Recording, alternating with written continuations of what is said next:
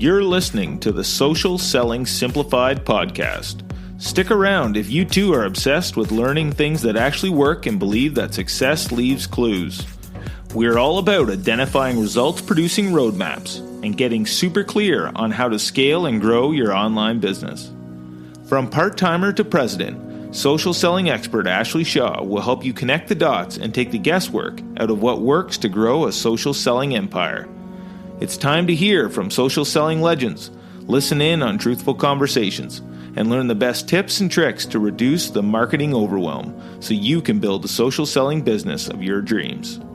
If you're ready to go all in, no holding back, and build the business you've always wanted, you're in the right place. Here's your host, educator, social selling guru, and fitness industry OG, Ashley Shaw. Welcome to Social Selling Simplified. I'm your host, Ashley Shaw.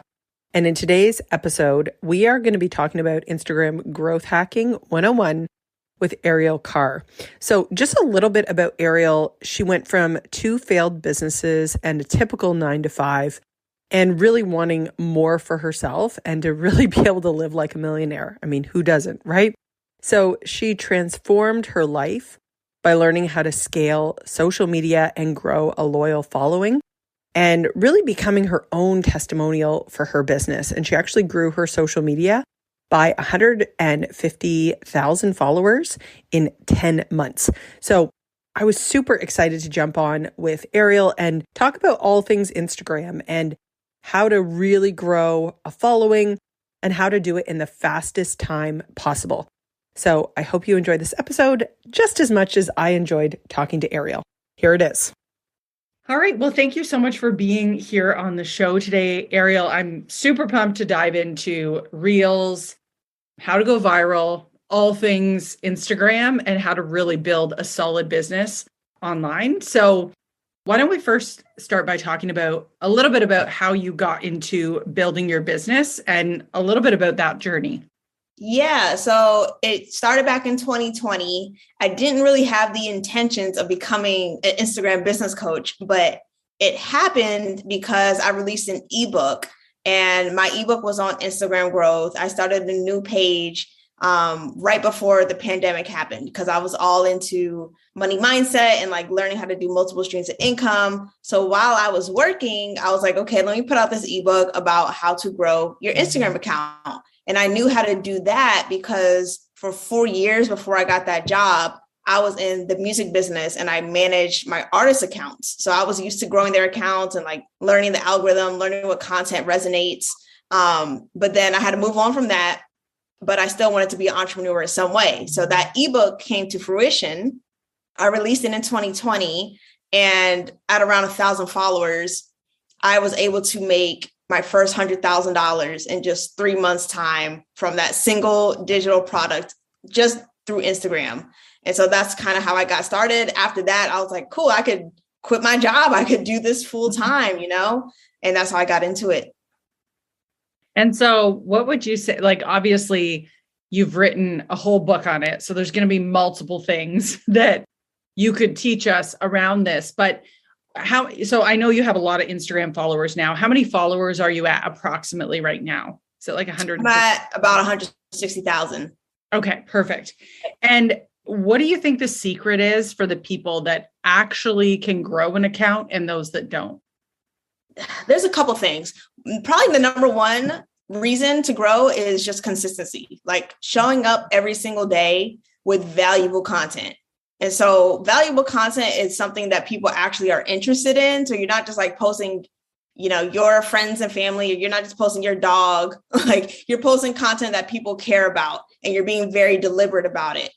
So whether you're entertaining people or you're educating people, which is what I was really focused on, like teaching people something, inspiring people, that's what everyone resonates with. That's how you find a target audience in a niche. And you start curating content. I posted every single day for months when I was really focused on growing back then. Not so much anymore. I get to like breathe a little bit. But if you show up consistently with valuable content, that's how you grow. And how do you know what content is going to hit with your audience? So here's the scenario I see a lot with coaches and people I work with is they'll be consistent. They show up every day, but they're really missing the mark on what people want. So how do you go about finding that, would you say? Well, you got to go back to square one. If your content isn't working, you have to figure out why that is. And then you have to start studying content that does work. And so I think one of the reasons I was so successful is because I would look at my explore page, or I would look through like competitors' posts every day and look at what went like semi-viral, right? Like look at people's content that got more likes than their average post. And so I would look at that and I would think, okay, how can I put my spin on this? How can I make it my own? How can I be unique with it? And that formula really worked. So I didn't always like reinvent the wheel. I just pretty much took content that already performed well and made it my own. And so what about hashtags?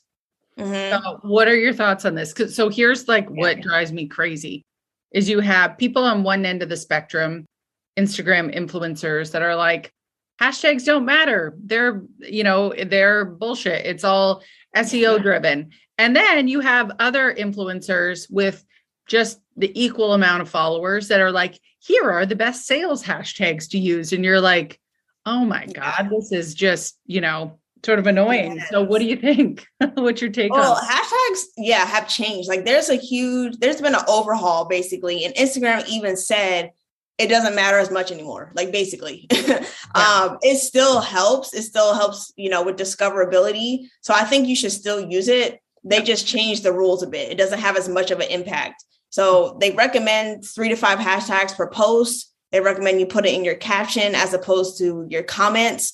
And what I've seen be most successful with hashtags is if they're very specific and they're to your niche, like they're niche down. So you don't want to use, like, say you're a beauty influencer. You don't want to use hashtag beauty because there is literally millions of posts associated with that. And therefore you have more competition to be discovered. So you want to have something even more specific, like beauty in Dallas or something, like location, or beauty in e-commerce or something, right? Like you get a little more specific with your hashtags so people can find you. And then when it comes to the types of posts, what variations of categories, like how many do you think there are? So when we're looking at, for example, the Explore page, we're looking at competitors, like what are the sort of themes that you would recognize when you're looking at those types of accounts? Yeah, so I always put my content into 3 buckets. I'm either like, this post is either going to be for entertainment purposes where people can get to know me and my brand and like, they can relate to me. Maybe I'm being funny or maybe I'm just showing my personality. And then the other category is educational. So am I teaching somebody something? Are they taking away something? And I do that very often because I like, my page should be about people learning from me. And then the last category is inspiration. People really like to know your journey. They like to know about your wins. They like to know where you're at in your business, because that's really part of a personal brand. Like people want to see the real person behind the company. So I try to share like any milestones I hit, any motivation, and convince people that, they can get into this field that I'm promoting. Okay, perfect. So let's talk a little bit about Reels. What do you think the secret sauce is to going viral with a Reel, and is going viral important? Yeah, so Reels is like the number 1 growth technique right now, and everyone should be doing it if you want to grow on Instagram. That is just the way of the world at the moment. To go viral with it, there is, again, like a blueprint to follow. So not only do you need to have good lighting in general, or, some nice camera cuts, some transitions just to make it attention grabbing, but you want to have a purpose behind the content again. So normally I like to include a header. Anytime I post a reel, I want to have like the little cover screen, have a header so people know, oh, I know what this reel is going to be about. Let me actually watch it. Or they know what it's going to be about within the first second. So they watch the whole thing. So you want to grab their attention with that title, with that headliner. And then you want to have something that's trending. So whether you're using trending audio or you're doing like a trending dance or camera cut or something, right? that keeps people's eyes locked and that like stops the scroll so people can pay attention. And then you want to have something that is unique and original if you can. So even though, you could hop on a trend and have trending audio, you want to make it, you want to make sure it's not like the exact thing somebody else did. You want to make it your own and have fun with it. Okay. And what's the significance or importance, do you think, of going viral? Brand exposure. It really does help. And that's one of the ways I've made a lot of conversions is through Reels. So not only did I have like something catchy to reel people in and like get the headliner, but I had a call to action at the end of the reel telling people where they can go to get an XYZ resource, or I'm telling them to engage with me so I get even more views and pull in more target audience. So it is really important if you're trying to reach certain people, if you're trying to grow for a specific reason, it's important. And so what do you think the difference is when, like I've heard of this happening before, and again, like a lot of discussion kind of back and forth between influencers about this, but going viral can happen and it's not your audience.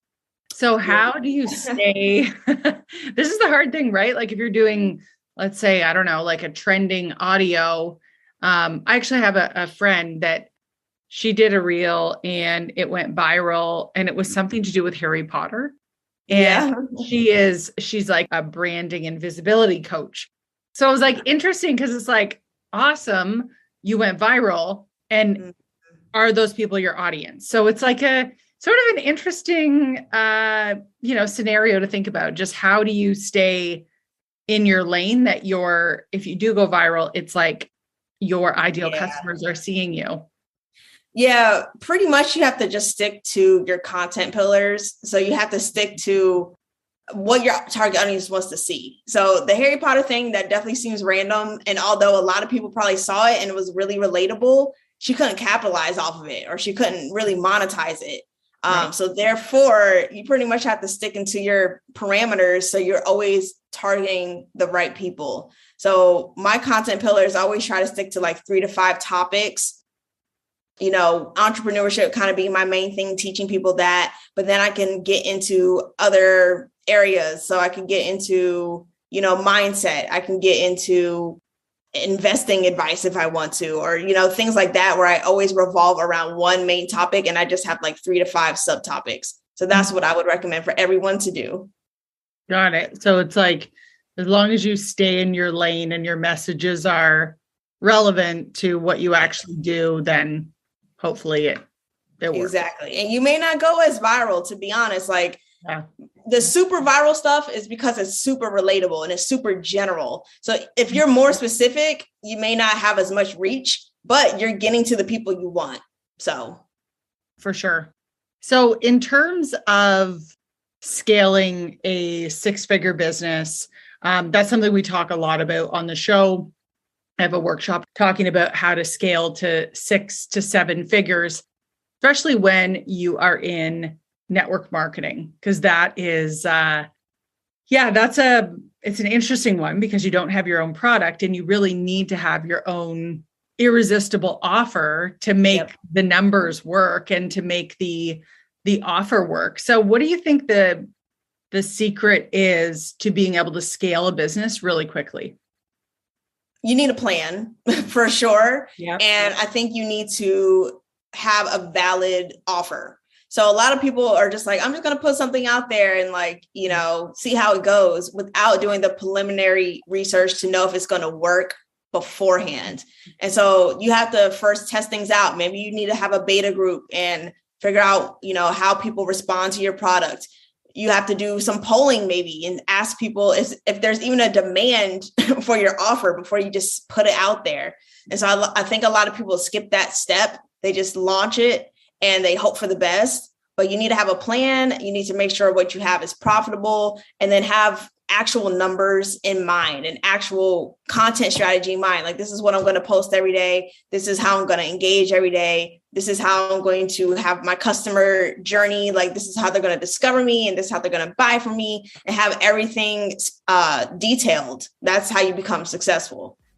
Hey, coach. I finally have something that I've been dreaming of providing for you. I know that you definitely didn't start this business because you really felt like pestering your friends and family and getting ghosted by everyone. Chasing people down or having to follow up with them is definitely hard work, and it can feel so awkward and uncomfortable for everyone involved.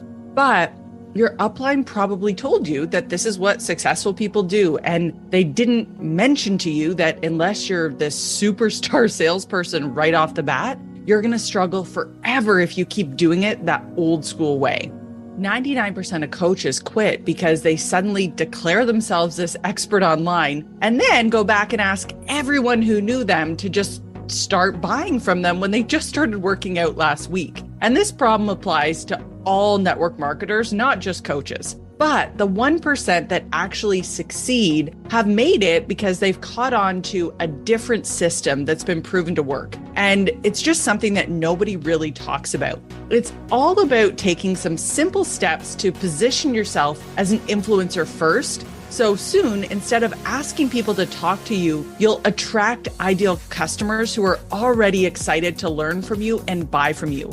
They'll know exactly what you're about and how you can help them. Go to ashleyshaw.ca/fyourupline to learn more and see exactly what I'm talking about.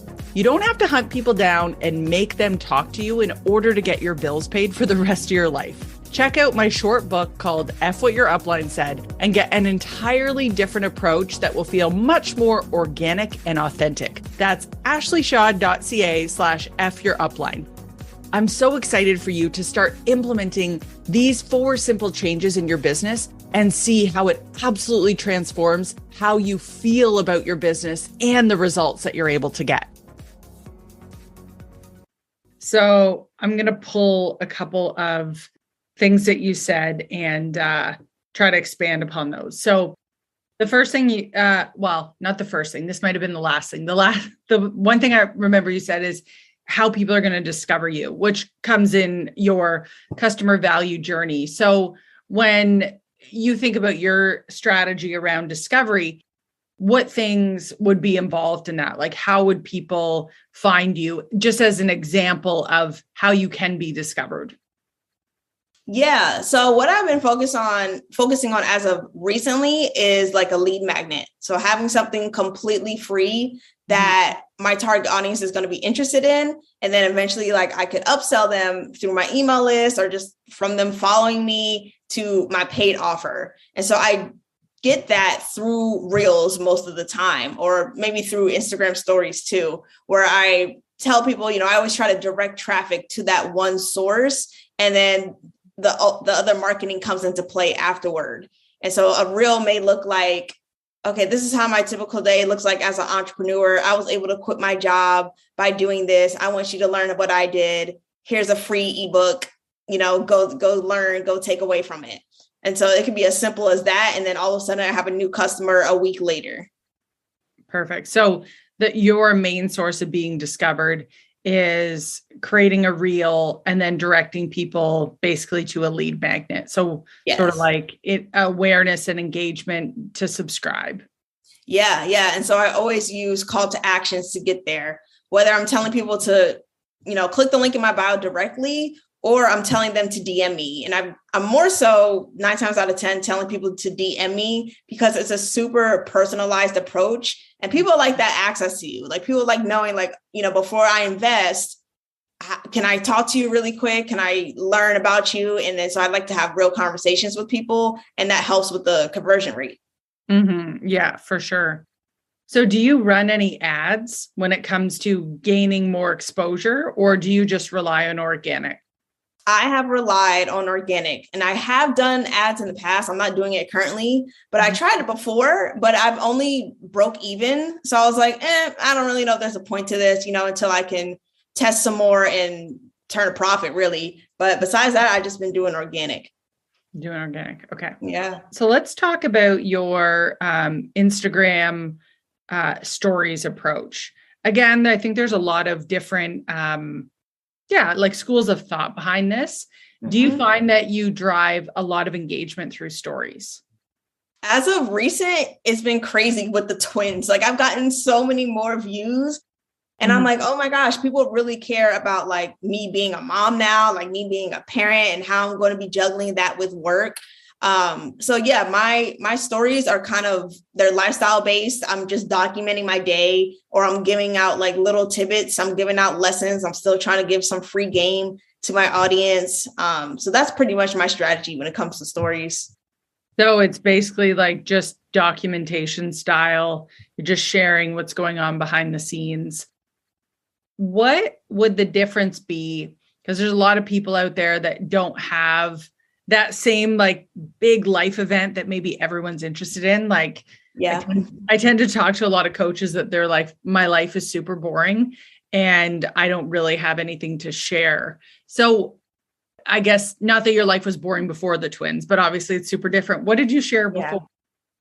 So I don't think anyone's life is boring. I think anyone can document something, and people are like, you'd be surprised. Like, people become famous just from documenting their day to day, and it's just so regular and it's so normal, and that could be completely fine too. But before the twins, I was still just documenting what I'm doing. Like, okay, guys, I'm making a new ebook. Like, here's the behind the scenes. Like, can you help me come up with the title? Like, getting people involved with what I'm doing in the business. Or I'm just like, hey, I'm detoxing today. I'm out with my husband. We're going to the movies. This is my day, So it wasn't too strategic. I kind of just did what came naturally. I just documented my day. If I was trying to sell through stories, which I do when I'm doing, a product launch, the strategy is a little different. So I always try to focus on as much value as I could give. And so sometimes I'll have a whole day where I'm just like, all right, we're going to learn this lesson. I'm going to do a deep dive on hashtags today. Tune into my stories. I'm going to talk about it. And it'll be like a bunch of stories just about hashtags. And at the very end, I'm telling people, sign up for my webinar so you can learn more about it. And you need to learn these other components so you're successful on Instagram. So it's pretty much like a mini webinar, I guess. And then like the pitch is at the end. Okay. So you would sort of break it up into their small Instagram stories, but connected. It's almost like doing its own like workshop or masterclass in a way with a call to action at the end. Okay. Yeah. A little mini training. Okay.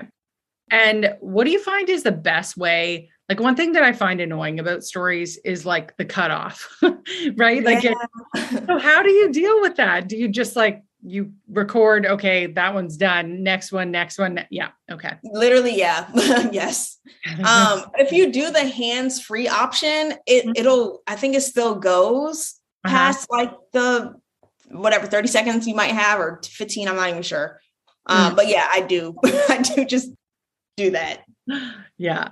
And so what are your favorite apps to use or tools that you use for editing, video editing, any of that stuff? Yeah. So I pretty much do everything in-house. Like, all my reels, I record on Instagram and I edit on Instagram, unless I need to do something like crazy outside of it. And then I have Final Cut, and I know how to work Final Cut. So I do that sometimes just on the laptop.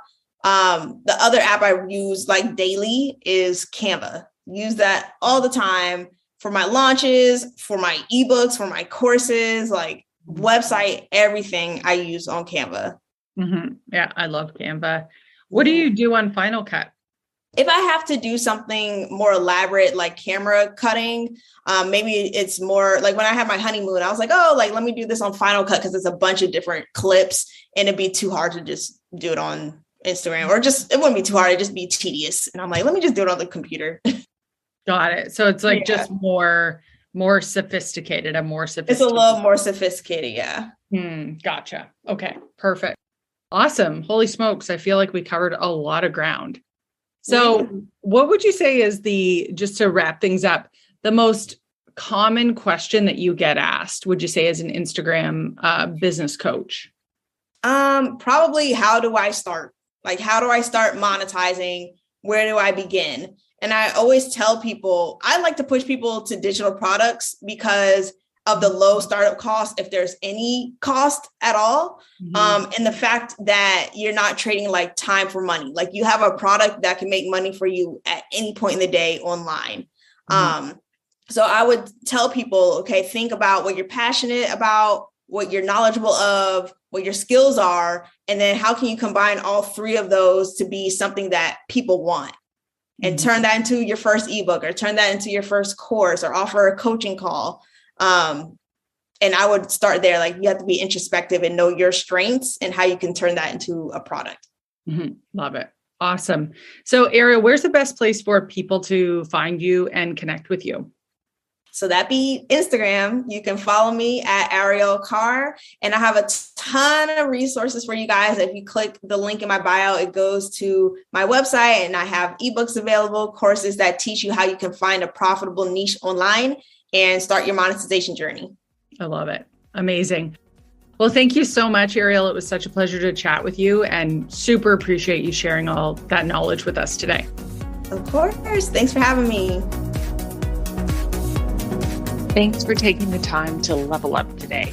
If you're ready to commit to personal and professional growth, move forward, make money, and grow your health and fitness business, head to my free community on Facebook, Business Bootcamp for Fitness Coaches, so I can support you every step along the way. Thank you so much for tuning in today, and we'll see you right back here next week on Social Selling Simplified.